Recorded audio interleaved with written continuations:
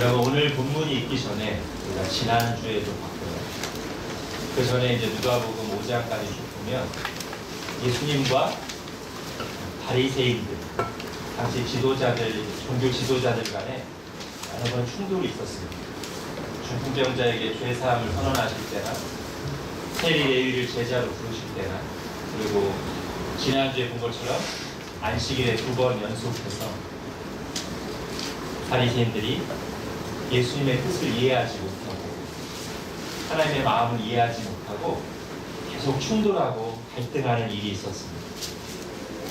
오늘은 이제 거기에 이어져서 그런 상황 속에서 예수님이 산에 오르사 밤새 하나님과 기도하시고 논의하시고 하나님의 뜻을 받아서 제자들 중에 12명의 사도를 세우시는 그런 본문입니다. 제자들을 부르신 얘기가 아니고요, 제자들 중에 사도들을 세우신 이야기입니다. 초점을 제가 분명하게 하고 갑니다. 오늘 본문의 초점은 부르심이 아니고 세우심입니다. 제자들 부르신 이야기는 이미 앞서 2번 나왔어요. 5장에서 시몬 베드로와 어부들 부르신 얘기 나왔죠. 그리고 세리 레위를 또 제자로 부르신 얘기가 나왔죠. 그리고 오늘 13절에 보면 발근의 그 제자들을 부르사 그 중에서 12를 택하여, 또 17절에도 보면 그 제자의 많은 무리와, 그러니까 이미 지금 많은 제자들이 예수님을 따르고 있습니다. 그 중에서 12를 특별히 택하여서 사도로 세우신 이야기가 오늘 본문의 초점이에요. 다른 말로 하면 이렇게 말할 수도 있습니다. 예수님이 제자들 무리 가운데 직분자를 세우십니다. 그 중에서도 아주 특별한 직분, 사도직을 세운 사건이죠. 오늘 본문. 이것은 교회 역사상, 하나님 나라 역사에서 반복되는 일이 아니고 단 한 번 있었던 일이고, 다만 그 결과와 열매는 오고 오는 세대의 모든 교회, 지금 우리에게까지 미치고 있는, 지속되고 있는 그런 사건인 것입니다. 오늘 본문의 사건이 가지는 어떤 역사적인 위치, 구속사적인 의미를 한번 잠깐 보겠습니다. 자, 오늘 본문 사건이 이제 뭐랑 비슷하냐면요, 뭐랑 연결되냐면, 구약 이스라엘이 하나님의 백성으로 공식적으로 시작될 때와 아주 비슷합니다. 여러분, 그 일이 어디서 있었어요? 이스라엘 백성들이 공식적으로 하나님의 백성으로 시작되는 일, 어디서 있었죠? 시내산, 시내 광야에서 있었죠. 그때 이집트에서 하나님이 이스라엘 백성들을 하나님의 은혜와 능력으로 건져내셨습니다. 그리고는 한 2개월 걸려서 이스라엘 백성들을 시내산 또는 시내산이 있는 시내 광야로 부르시죠. 거기서 공식적으로 예전에 아브라함에게 하셨던 약속대로 공식적으로 이스라엘 백성들과 언약을 맺으세요. 하나님의 백성 삼으신 거죠. 하나님의 백성으로 세우신 거죠. 그리고 나서 뭘 하시죠? 이제 하나님의 백성이 되었으니까 하나님의 백성들은 어떻게 세상과 다르게 살아야 되는지를 가르치시려고 율법을 주세요. 그게 시내산에서 있던 일입니다. 그때 중보자가 누구예요? 중재자가 누구예요? 모세죠. 모세가 어떻게 합니까? 산에 올라가서 백성들 밑에 있거든요. 혼자 시내산에 올라가서 40주야를 주님과 하나님과 함께 하면서 하나님으로부터 말씀을 듣죠. 하나님과 깊은 대화를 나누죠. 그리고 내려와서 언약식을 진행하고 하나님이 주신 율법, 즉 이제 하나님 백성으로 세움받은 이스라엘 백성들이 지켜야 될 하나님의 법을 선포하고 가르친다는 거예요. 근데 오늘 본문을 보면, 6장을 보면 그 구조예요. 예수님이 산에 올라가셔서 40주야는 아니지만 40주야는 이미 광야에서 생활하셨고요. 밤새 하나님과 깊은 교제를 나누시고 그리고서 제자들을 12사도를 세우십니다. 그리고는 20절 이하가 뭐죠? 이렇게 사도들을 12사도를 세우시고 나서 20절부터 시작한 6장 끝까지는 뭐냐면 잘 보면 마태복음 5장부터 10장에 나오는 산상수훈의 요약판이라고 할 수 있는데 결국 이 내용은 뭡니까? 이렇게 새롭게 부름받은 신약 시대 하나님의 백성들이 지켜야 될 하나님의 백성들의 규례, 법을 말씀해 주시는 거죠. 이 구조가 시내산에서 있었던 일과 거의 흡사하단 말이에요. 산에 올라가셔서 하나님과 깊이 교제하시고 내려와서 이스라엘 백성을 세우신 것처럼 여기는 12사도를 세우고 그렇게 세우고 난 뒤에는 율법을 선포하고 가르쳤는데 예수님도 이렇게 12사도를 세우시고 나서 길게 하나님 나라 백성들이 어떻게 살아야 되는지를 말씀하시는 거예요. 자, 12이라는 숫자도 우리가 그렇게 해석하도록 우리에게 말해줍니다. 여러분 왜 12명을 세웠어요? 예수님 12이라는 숫자를 좋아하니까 아니죠. 또는 12명이 소그룹 양육하기에 딱 적당한 숫자라서 뭐 그렇게 적용하는 분도 있어요. 제가 볼 때는 전혀 아니오시죠. 여러분 12이라는 숫자는 당연히 뭐랑 연결돼야 돼요? 이스라엘 12지파랑 연결되는 숫자예요. 구약시대 하나님의 백성 이스라엘이 12지파로 구성되어 있었다. 예수님이 지금 그거랑 똑같이 12사도를 세우십니다. 지금 이런 내용들을 쭉 살펴보면 지금 결국 예수님이 하시는 건 뭐냐면 이제 때가 되어 새로운 이스라엘, 새로운 하나님의 백성 공동체를 출범시키는 장면이 오늘 본문입니다. 그러면서 그 시작으로 12명의 사도를 세우심으로써 이 하나님 나라 기관을 교회라는 기관을 공식화하시는 거예요. 자, 그럼 이 사도들의 역할은 뭔가? 자, 여러분 예수 그리스도의 교회를 건물에 한번 비교할게요. 성경도 많이 건물에 비유하죠. 주의할 것은 교회는 건물이다 아니다? 아니에요. 예수 그리스도를 믿는 자들의 모임, 택자들의 모임이 교회입니다. 근데 그 교회를 이제 건물에 비유하는 거예요. 실제 교회가 건물이 아니라 그 교회를 건물에 비유를 많이 하는데 성경에서 그럴 때 그 교회라는 건물의 기초, 기초석이 뭔가 할 때 그게 사도라고. 자, 에베소서 2장을 한번 보겠습니다. 여러분 한자어때 에베소서 2장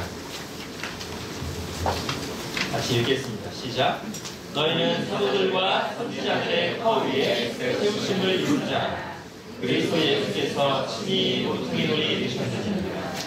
그의 안에서 건물마다 서로 연결하여 주 안에서 성전이 되어가고 너희도 성령 안에서 하나님이 거하실 처소가 되기 위하여 그리스도 예수 안에서 함께 지어져 가느니라. 예, 너희니까 이제 믿는 자들의 무리예요, 교회예요. 그것을 지금 건물에 비유하고 있죠. 하나님이 거하신 처소가 되기 위해서 지어져 간다. 교회가 지어져 간다. 그러면서 그 터가 뭐다? 사도와 선지자들이에요. 자, 같은 내용이 요한계시록에는 환상을 통해 이미지로 묘사되어 있습니다. 계시록 21장 보겠습니다. 먼저 9절 10절 읽을게요. 시작. 이후 천사 중 하나가 나와서 내게 말하이르되 이리오라 내가 신부 곧 어린 양의 아내를 내게 보이리라 하고 성령으로 나를 데리고 크고 높은 산으로 올라가 하나님께로부터 하늘에서 내려오는 거룩한 성 예루살렘을 보니. 예, 여기 그리스도의 신부, 어린 양의 신부가 나옵니다. 뭡니까? 교회죠, 그죠? 자주 하나님의 백성은 하나님의 신부로 묘사됩니다. 그리고 그것이 또 여기도 건물로도 비유돼요. 10절에는 그 그리스도의 신부 교회가 거룩한 성 예루살렘이라고 묘사되죠. 자, 이제 14절을 보겠습니다. 그런데 그 교회를 비유하는 거룩한 성 예루살렘에 12기초석이 나와요. 그게 뭐예요? 뒤에 보니까 어린 양의 12사도. 새 예루살렘 성으로 비유된 교회의 12기초석이 뭐냐? 12사도라는 거죠. 에베소서 2장하고 결국 같은 내용. 자, 그래서 결국 오늘 본문에서 예수님이 12사도를 세우셨다는 것은 뭘 의미해요? 예수님께서 내가 내 교회를 세우겠다라고 말씀하셨는데 그 일을 하시는 거예요. 특히 그 일 중에서 그 교회의 기초석을 놓는 일을 지금 하시는 거예요. 오늘 본문이. 자, 여기서 제기되는 문제를 간단히 한번 다루고 가겠습니다. 그러면 지금 예수님이 새로운 이스라엘, 새로운 하나님의 백성 공동체를 세운다고 하시니까 구약과의 단절인가? 아닙니다. 구약시대 이스라엘을 선택하시고 그들에게 말씀해 오신 하나님이 때가 되어 그들에게 말씀하신 대로 예수 그리스도를 보내시고 예수 그리스도를 따르는 하나님의 백성들을 부르시고 세우시는 거예요. 그러니까 과거의 단절이 아니라 연속 성상에 있는데 이제 구원 역사의 아주 결정적인 단계, 새로운 단계에 접어드는 거예요. 그래서 원래대로 제대로 되면 구약의 이스라엘 백성들이 가장 먼저 여기에 합류해야 돼요. 그죠? 그 이스라엘 백성들의 영적 지도자 역할을 한 바리새인들이나 종교 지도자들이 여기에 가장 먼저 합류하는 게 맞아요. 근데 문제는 뭐냐면 우리가 지난주에도 봤고 그 전에도 봤듯이 가장 먼저 예수님을 환영하고 예수님을 믿고 따라야 될 종교 지도자들이 자기 의만 내세우면서 예수님을 배척했다는 거예요. 구약 성경을 제대로 이해했다면 예수님을 믿고 따라야 돼요. 기뻐해야 돼요. 그런데 구약 성경을 제대로 못 보고 율법을 가지고 자기 의를 내세운 데만 사용하고 있던 형식주의에 빠져있던 이 바리새인들은 예수님을 환영하는 게 아니라 오히려 예수님을 배척하고 공격하는 위치에 섰단 말이에요. 이게 반복되어 왔어요. 그래서 예수님이 그들을 배척한 것이 아니라 그들이 예수님을 배척하면서 그리고 그 일이 반복되면서 이제 예수님이 그들이 아닌 가난한 마음으로 예수님을 믿고 따르는 자들, 심령이 가난한 자들, 애통한 자들, 그런 자들을 불러서 사도로 세우시고 당신의 교회를 출범시키시는 거죠. 요한복음에 나온 표현으로 하자면 자기 땅에 오심에 자기 백성이 영접하지 아니하였습니다. 영접하는 자, 곧 그 이름을 믿는 자들에게는 하나님의 자녀가 되는 권세를 주셨습니다. 마땅히 예수님이 영접해야 될 사람들이 예수님을 배척했고요. 마음이 가난한 자들이 예수님을 영접하면서 교회가, 새로운 교회가 시작되는 겁니다.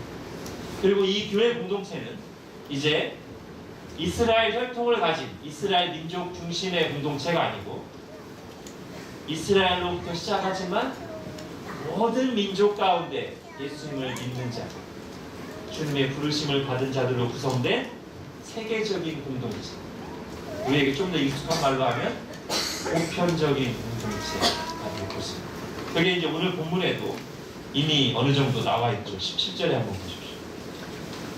17절 중간에 유대 사방과 예루살렘과 그 다음에 두로와 시돈, 이방이에요. 이스라엘이 아닙니다. 두로와 시돈의 해안으로부터도 온 많은 백성입니다. 이제 예수님이 12사도를 세우시고 새롭게 시작하는 하나님의 백성 공동체는 이스라엘로만 구성된 공동체가 아니에요. 모든 민족 가운데서 주님의 부름을 받은 사람들로 구성된 보편적인 교회라는 거죠. 자, 오늘 본문은 이제 그런 내용입니다. 새로운 단계로 접어든 구원 역사의 중요한 전환점에서 예수님께서 교회를 공식적으로 출범시키고 그리고 그래서 그 교회의 기초석이 돼 사도를 세우시는 사건이라는 거죠. 그래서 오늘 본문을 통해 크게 두 가지를 생각하고 적용해 보려고 합니다. 하나는 교회에 대해서, 또 하나는 직분에 대해서. 자, 교회는 누가 세웁니까? 오늘 본문에 누가 세워요? 예수님이 세우시는 거예요. 그 교회의 기초석을 놓으시는 분도 예수님입니다. 그 교회를 지어 가시는 분도 예수님입니다. 그 교회를 완성하시는 분도 예수님입니다. 그럼 이런 우리의 고백이 어떤 적용으로 이어져야 될까요? 교회는 예수님이 세우십니다. 이게 어떻게 적용돼야 돼요? 즉 교회에 일어서고 넘어짐이 주님께 달렸다고 우리가 믿는다면 우리의 관심은 어디로 가야 되냐면 그러면 그 주님, 교회를 세우시기도 하시고 징계하기도 하시는 그 주님이 무엇을 보시는가? 뭐를 중요하게 여기시는가? 이걸 봐야 되겠죠. 오늘 본문에 이미 그게 나옵니다. 당신의 이름으로 불린 영원한 교회의 기초석을 세운 이 결정적인 사건에서 예수님이 어떤 사람들을 사도로 부르셨는가, 세우셨는가를 볼 때 이미 교회에 대한 중요한 가르침이 여기 들어있습니다. 그럼 여기 나오는 이 12명, 이름이 구체적으로 거론된 이 사람들은 100%인지 모르겠지만 거의 대부분 예루살렘 출신이 아니고요. 갈릴리 출신입니다. 예루살렘이 이때 당시에 종교적, 정치적 중심지죠. 당시에 주류들이 살고 있는 유명한 사람, 많이 가진 사람, 높은 집에 있는 사람이 살고 있는 곳이 예루살렘이고 갈릴리는 그들로부터 아주 무시당하는 그러니까 우리로 비유하면 쉽게 말하면 예수님이 당신의 영원한 교회 기초석이 될 사람들을 선택하시는데 서울 수도권에서 부르시지 않고 강원도에서 부르죠. 강원도 사람들 기분 나빠하시네. 충청도로 할게요. 제가 충청도 두메사골에서 부르십니다. 게다가 이들이 어떤 사람들이에요? 다수가 어부입니다. 갈릴리 지방 사람 중에서 갈릴리의 고위 높은 직에 있던 사람들이 아니고 다수가 어부예요. 세리도 있고요.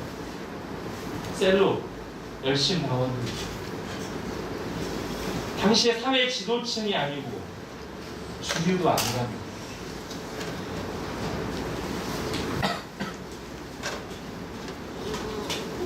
여기에 분명히 나타나는 메시지가 있습니다. 인간적인 자질, 세상에서의 위치는 중요하지 않다. 어디에서는? 주님의 교회에서. 아니, 오히려 그런 것들이 교회에서 중요한 것이 될수록 교회다움은 회색하는 것입니다. 자, 기초석을 고를 때만 이러신 게 아니고요. 여러분 핸드아웃에는 없는데 한번 찾아보겠습니다. 고린도전서 1장, 여러분 책인에서 바로 찾을 수 있죠? 고린도전서 1장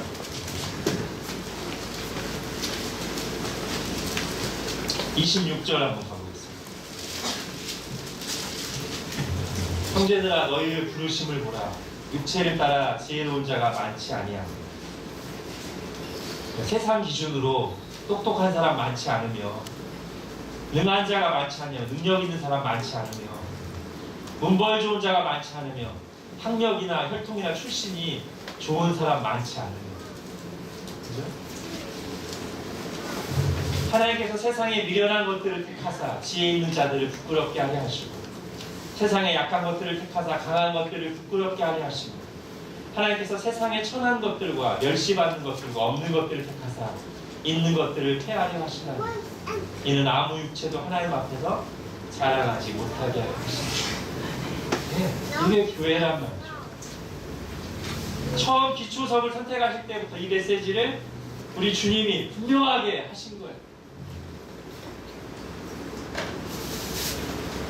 그럼 교회에서 중요한 것은 뭡니까?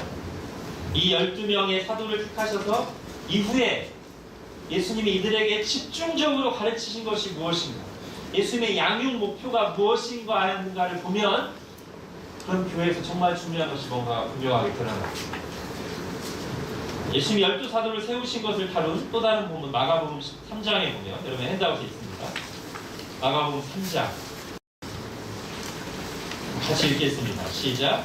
이에 12를 세우셨으니 이는 자기와 함께 있게 하시고. 예, 여기에 사도들의 핵심 교육과정, 메인 커리큘럼 나옵니다. 뭐예요? 자기와 함께 있게 하시고. 이때 지금 선택받은 이 12사도, 세움받은 교회의 기초석인 12사도의 핵심 교육 내용이 뭐냐면, 커리큘럼이 뭐냐면 예수님과 함께 있는 거예요. 왜죠? 예수님을 가까이서 보고 이분이 어떤 분인가를 바로 깨닫고 체험적으로 알고, 그래서 나중에 예수님의 제대로 된 증인이 됩니다. 또 예수님을 닮고 본받아서 예수님의 모범을 계속 전파하고. 여러분 요한복음 17장에 보면, 여러분 17장은 이제 십자가 지시기 바로 몇 시간 전이죠. 이때 예수님이 마치 이 사도들 양육 목표를 다 완수했습니다 라고 보고하는 것과 같은 내용의 말씀이 지금 핸드아웃에 있습니다. 그 말씀을 하기 전에 17장 3절에 먼저 보면, 영생은 곧 유일하신 참 하나님과 그가 보내신 자 예수 그리스도를 아는 것입니다. 이렇게 전제를 말씀하시고 나서 8절과 25절은 뭐냐면, 그런데 내가 세운 12사도, 내가 3년간 동고동락한 12사도가 바로 그 목표에 도달했나이다 라고 말하는데요. 자, 8절 25절 같이 읽겠습니다. 시작. 나는 아버지께서 내게 주신 말씀들을 그들에게 주었사오며 그들은 이것을 받고 내가 아버지께로부터 나온 줄을 참으로 아오며 아버지께서 나를 보내신 줄도 믿었사옵나이다.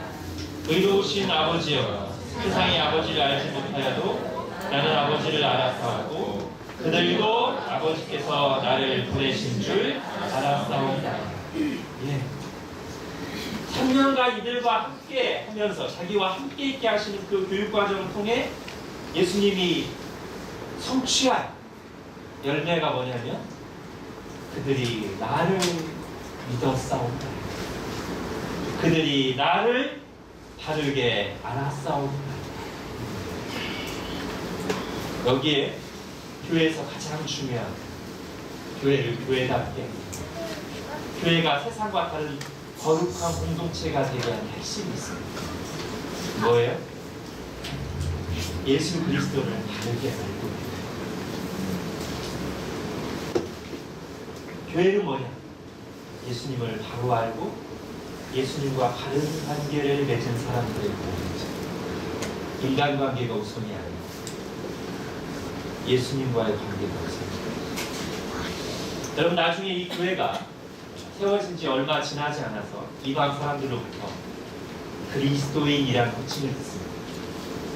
원어로 하면 크리스찬노이, 비슷하죠.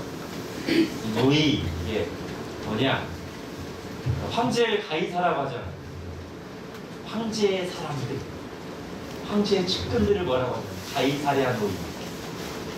노이가 누구의 사람들, 누구의 측근, 크리스찬노이.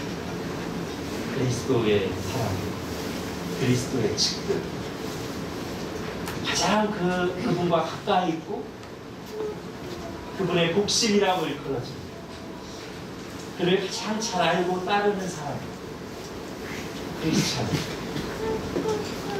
근데 여러분, 예수님을 어떤 분으로 알아야 정말 크리스찬입니까? 예수님에 대한 많은 칭송들이 있습니다. 의로우신, 사랑이 충만하시고 겸손하시고 약자들의 친구, 다 맞는 거예요. 다 옳아요. 우리가 정말로 그렇게 믿어요. 근데 지금 말한 내용들은요, 세상에서도 예수님의 사랑에 감동하고 예수님은 의로우신 분이라고 말하고 예수님의 겸손을 칭송하고 예수님이 약자들의 친구라는 거에 대해서 다 좋아하고 이게 다 맞는 내용이긴 하지만 교회를 교회되게 하고 신자를 신자되게 하는 예수님에 대한 핵심 지식은 아니에요.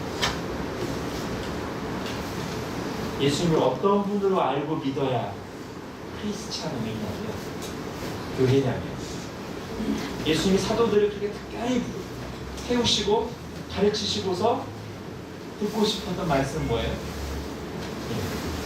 사도 수련회에서 예수님이 제자들에게 질문하시죠. 너희는 나를 누구라고? 그때 베드로가 대답한 고백이 바로 예수님의 양육 목표예요. 예수님 듣고 싶었던 고백이에요. 마태복음 16장 16절 읽겠습니다. 시작. 시몬 베드로가 대답하여 주는 그리스도시요 살아계신 하나님의 아들이시니라. 이것이죠. 예수님을 이렇게 아는 사람들이 그리스도입니다. 예수님을 이렇게 고백하며 모인 사람들이 크리스찬입니다. 예수님이 이 고백을 들으시고 나서 아주 기뻐하시면서 처음으로 교회라는 말을 입 밖으로 내십니다. 적어도 성경에 의하면 내가 이 반석 내 교회를 세우리라. 고린도전서 인사말에 나온 교회의 정의도 마찬가지입니다. 고린도전서 1장 2절 밑줄 짚은 말 읽을까요? 밑줄 쳐 있습니까? 네, 밑줄 짚은 말 읽겠습니다. 시작. 주 대신 예수 그리스도의 이름을 부르는 모든 자. 이게 교회의 간단한 정의 중에 하나입니다. 예수님 부른다는 말이 아니라 예수님을 주님이요 그리스도라고 부르는 사람.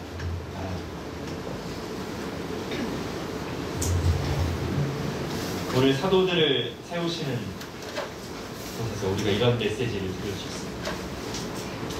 자, 두 번째, 제가 직분에 대해서 적용해 보겠습니다. 여러분, 예수님이 교회를 세운다고 하셨어요. 내가 내 교회를 세우기를 하셨어요. 그런데 주님의 교회를 세우시는 아주 구체적인 행동 중에 하나가 오늘 본문에 나오는 거죠. 뭐죠? 사도를 세우시는 것이 교회를 세우시는 것의 아주 구체적인 행동이에요. 그 말은 뭐냐면 교회를 세우시고 다스리시는 주님의 행동 중에 구체적인 게 뭐냐면 교회의 직분자를 세우시고 그들을 통해 일하시는 것. 이것이 교회를 세우시는 주님의 행동 중에 굉장히 중요한 부분이에요. 예수님이 지금 교회를 조직하신 거예요. 사도라는 공식 직분을 세우시고요. 나중에 성경 다른 곳에서는 장로와 집사도 세우라고 명령하시죠.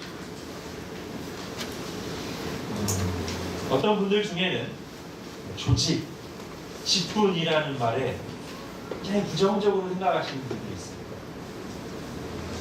그냥 그런 거 없이 다 같이 형제 자매로만 지내면 안 되냐 말하시는 분도 있습니다. 여러분, 호칭을 형제 자매로 부르는 것과 아예 직분을 없애는 것은 전혀 다른 얘기입니다. 전혀 다른 얘기. 직분을 인정하지만 성경적인 직분을 세우되 우리가 서로 그리스도 안에 형제 자매라는 것을 드러내게 형제 자매로 부르는 것과 아예 그냥 우린 직분 같은 거 하지 맙시다. 직분 생겨봐야 문제만 생기래요 하면서 직분 자체를 교회에서 안 두는 것은 완전히 다릅니다. 여러분 기억하십시오. 이상적인 생각은 종종 인간적인 생각입니다. 다시요. 이상적인 생각은 인간적인 생각일 때가 많습니다. 순수한 신앙을 추구하는 것 같지만 하나님의 말씀에 불순종하기 때문이죠. 그러면서 많이 하는 문구가 뭐냐면 초대교회로 돌아가는 거예요. 저도 찬성입니다. 초대교회로 돌아가는 거 찬성인데 그렇게 말씀하시는 분들의 상당수는 정말 성경에서 그러니까 복음서부터 시작해서 요한계시록까지 교회가 어떤 것인지를 쭉 보면서 초대교회로 돌아가자고 하는 게 아니고 사도행전에 나오는 한두 구절만 자기가 원하는 한두 구절만 취해서 거기에 자기가 꿈꾸는 교회상을 거기에 접합시켜서 초대교회로 돌아가자 이렇게 말하려고 하는 거예요. 예를 들면 이런 거예요. 아까 말한 걸 다시 접목시키면 우리 초대교회처럼 다 같이 그냥 형제 자매로 한 가족처럼 지냅시다. 한 가족처럼 지내는 건 맞는데 여러분 초대교회에는 사도라고 하는 오늘날 목사와는 비교도 안 되는 엄청난 권위를 가진 직분이 있었어요. 그리고 교회마다 장로와 집사가 있었어요. 근데 그런 걸 다 봐야지. 자기가 원치 않는 거 다 빼버리고 한두 구절만 가지고 와서 우리 초대교회를 돌아갑시다. 이러면 그 사람이 바로 초대교회를 돌아가는 걸 막는 걸림돌이 되는 사람이에요. 그렇죠? 그리고 사도를 누가 세우셨어요? 오늘 본문에 보니까 예수님이 직접 사도를 세우셨어요. 그리고 사도에게 엄청난 권위를 주셨어요. 장로 집사 세우라고 명하신 분이 누굽니까? 사람입니까? 하나님입니까? 하나님입니다. 여러분 초대교회로 돌아가는 길은 어디서부터 시작이 되냐면 내가 가지고 있는 이상적인 생각을 내려놓는 데부터 시작해요. 그럴 때 비로소 성경이 뭐라고 말하는지가 편견 없이 보이지. 그때 비로소 하나님 뜻에 순종할 수 있는 첫 단추가 끼워진 셈. 근데 자기가 원하는, 자기가 생각하는 이상의 첫 단추를 다 끼워놓고 있으면 아무리 성경을 봐도 안 보여. 하나님의 말씀이 안 들리고 자기가 원하는 것만 보여. 그 사람이 초대교회로 돌아가는 것을 막는 가장 큰 권리입니다. 이렇게 생각합니다. 여러분 성경으로 돌아가는 길을 두 가지로 얘기합니다. 직분으로만 보면 성경이 말하지 않는 것들을 많이 만들어 놨다면 성경으로 돌아가는 건 뭐냐면 그걸 다 없애버립니다. 로마 가톨릭이 교황이라는 직분을 비롯해서 여러 가지 직제들을 계급적인 구조로 만들어 놨어요. 그럼 성경으로 돌아가는 것은 뭐냐면 교황 치워버리는 거예요. 그 계급적인 구조를 다 없애버리는 거예요. 성경이 말하는 대로 가요.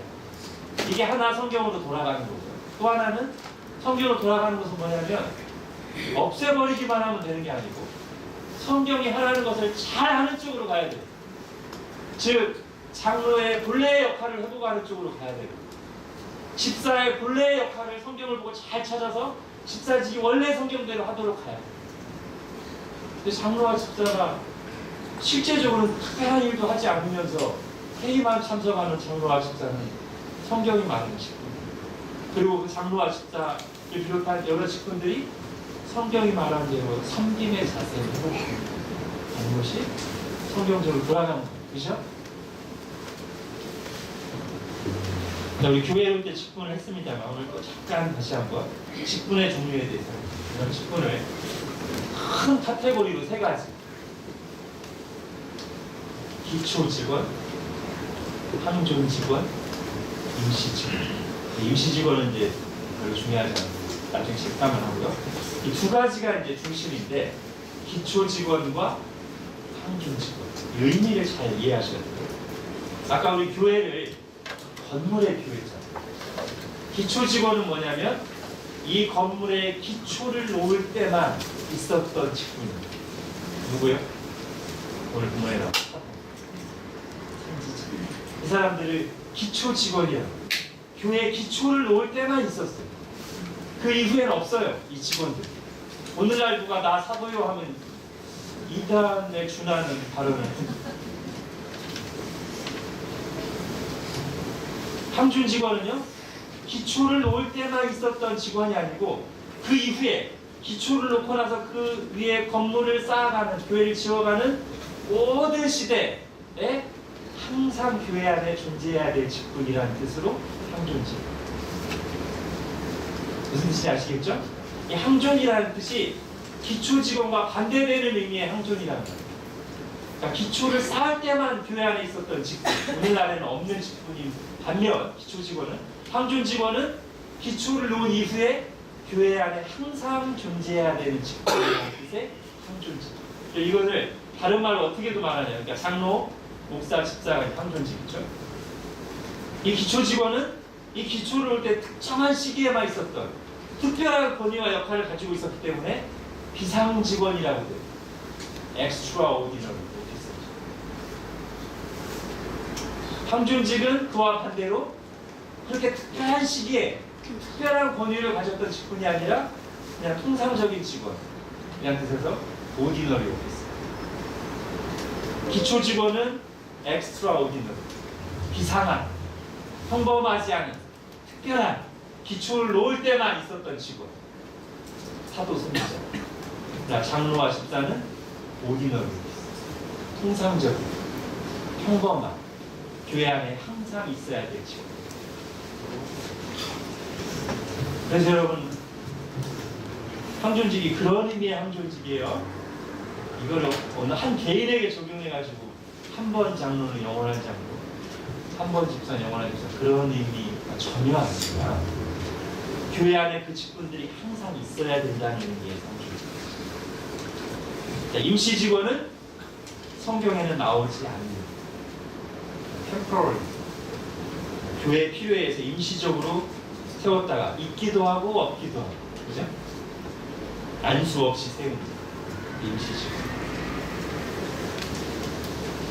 이렇게 큰 차이가 있고 구별되지만 비상직이든 항존직이든 심지어 임시직이든 하나님께서 어떤 사람을 세우시고 어떻게 쓰시는가 하는 원리는 같습니다. 아까 앞에서도 살펴봤듯이 이 교회의 기초석인 사도로 세움받은 사람들이 인간적으로 세상적으로 그렇게 뛰어나고 잘난 사람들이 아니었다면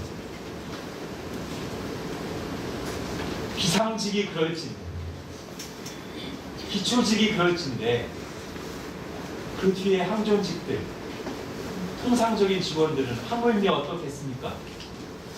세상에서 막 교육을 많이 받고 똑똑하고 돈 많고 잘 나가는 사람들이 교회에서 항존직을 해야 돼요. 그러나 아까도 말했듯이 교회다움을 스스로 교회다움을 무너뜨리는,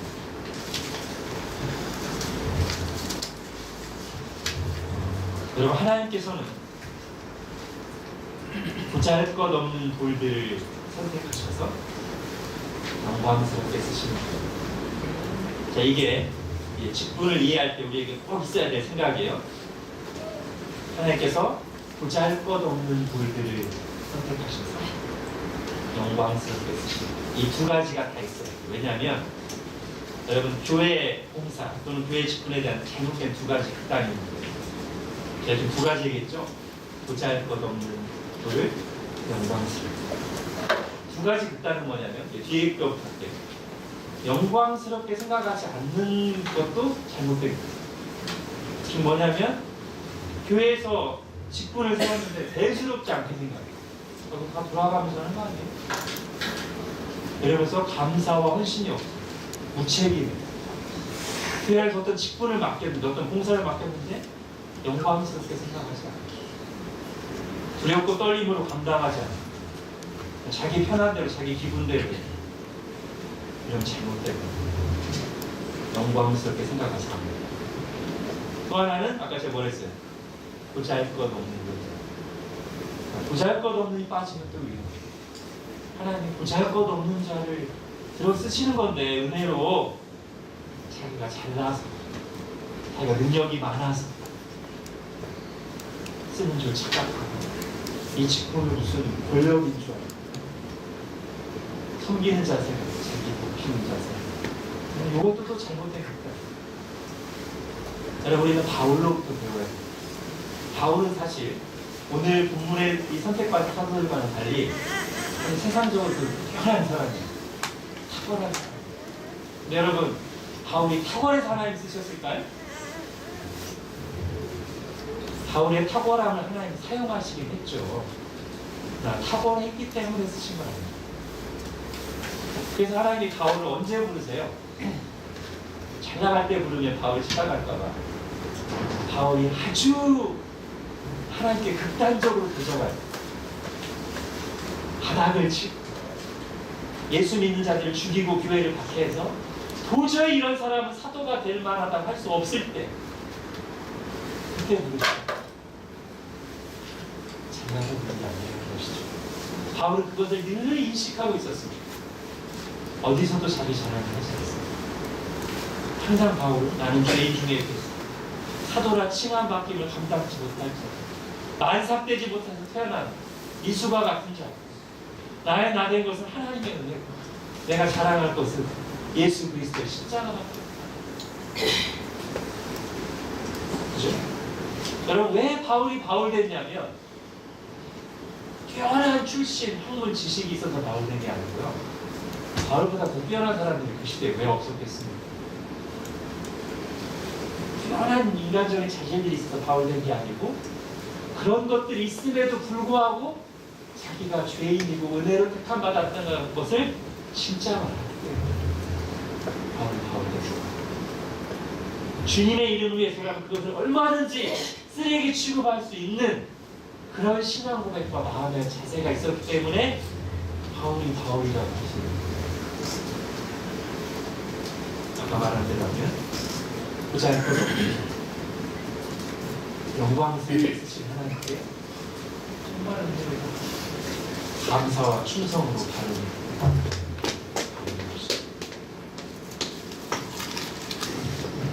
자, 오늘 이 선택받은, 세움받은 사도들이 조금 시간이 지나고 나서요.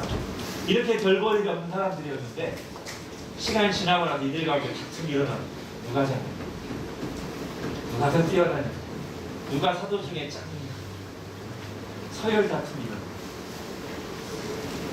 그때 예수님이 사도들을 불러 가르치시고 마가복음 10장 보고 있습니다.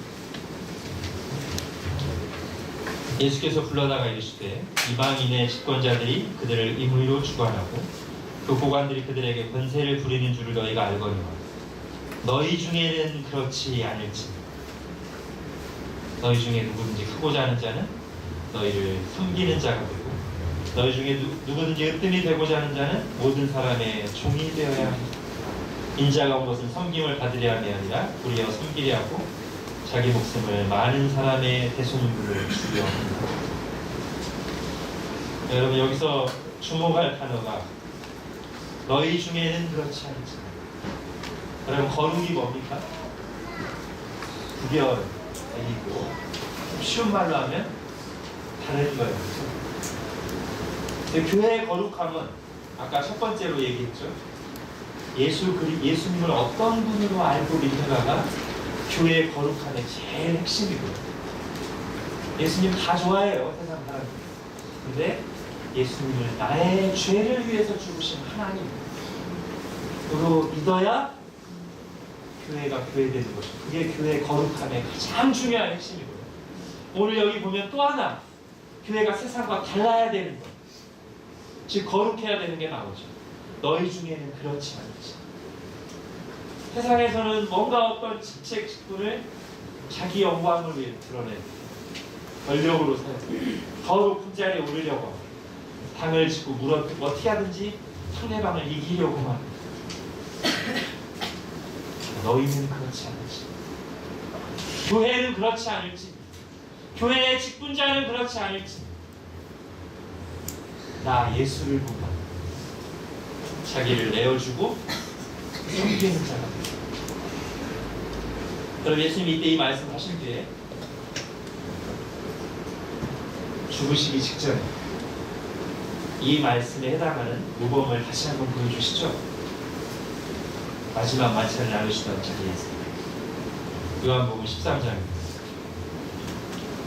내가 주와 또는 선생이 되어 너희 발을 씻었으니 너희도 서로 발을 씻기는 것이 옳으니 내가 너희에게 행한 것 같이 너희도 행하게 하려 하여 오늘 구했노라. 너희는 그렇게 하지 말고 내가 행한 것 같이. 여러분, 우리가 이런 주님의 말씀을 들으면서 맞아, 이렇게 해야 되는데 그때 그 목사 참 권위적이었어. 그 자꾸 진짜 이렇게 가면 대화 안 돼요. 그러라고 주님 말씀이 아니고요. 우리 속에 다 그런 DNA가 있어요. 우리에게 상처를 줬던, 우리가 정말 싫어하는 그 사람에게 있는 똑같은 DNA가 우리에게 있어요. 교만의 DNA, 자기 중심의 유전자가, 부패한 본성이 우리에게 있어요.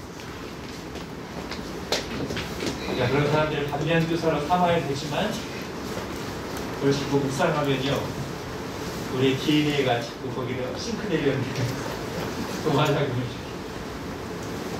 손가락질하면서 따른 거.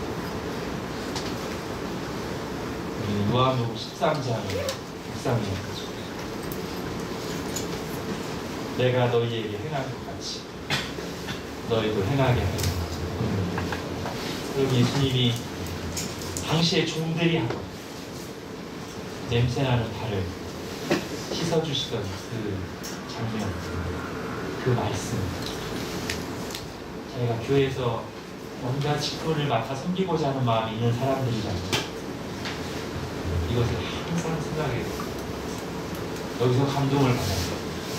이 말씀을 붙잡고 기도해요. 이제 마무리 가겠습니다. 주님께서 교회를 세우시고 다스리십니다. 그 주님께서 때가 되자 그 교회의 기초석인 사도들을 세우신 것이 오늘 본문입니다. 이 사도들을 어떤 사람들로 세우셨고 이들의 양육 목표가 무엇이었는가를 우리가 성경에서 살펴볼 때 교회에서 중요한 것은 인간적인 자질이나 세상의 가치가 아니라 예수님과의 관계, 예수님을 바로 아는 그 예수님을 본받는 것이구나 라고 하는 것을 보게 됩니다. 그리고 거기에 교회의 거룩함이 드러납니다. 우리는 다 은혜로 부름받은 사람들입니다. 보잘것없는 자를 영광스럽게 하시려고 하나님께서 예수 그리스도를 십자가에 내어주시고 우리를 부르셨습니다. 우리가 보잘것없는 자들이라는 것을 잊지 맙시다. 그리고 우리에게 주신 이 하나님의 자녀라는 신분, 그리고 교회에 하는 여러 가지 봉사가 얼마나 영광스러운 것인가 기억하고 감사하는 마음, 낮아져 섬기는 모습으로 충성스럽게 감당하는 저희들 될 수 있기를 바랍니다. 기도하겠습니다. 하나님, 주님의 교회, 주님의 이름으로 불릴 영원한 교회의 기초석들이 어떤 사람인가를 우리가 살필 때, 그리고 그들을 어떻게 양육하시고 사용하셨는가를 살필 때 우리가 교회가 무엇이며 직분이 어떤 것인지 다시 주님의 마음을 듣게 됩니다. 주님께서 참으로 보잘것없는 자들을 부르셔서 택하셔서 영광스럽게 하신다는 것을 다시 들었습니다. 주님, 예수 그리스도를 바라보며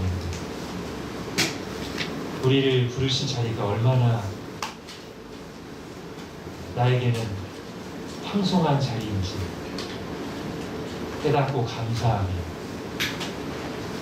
주님만 드러내며 주님을 점점 더 알아가며 충성스럽게 주님을 섬기고 교회를 섬기고 다른 지체를 섬기는 저희들 되게 하여 주옵소서. 예수님의 이름으로 기도합니다.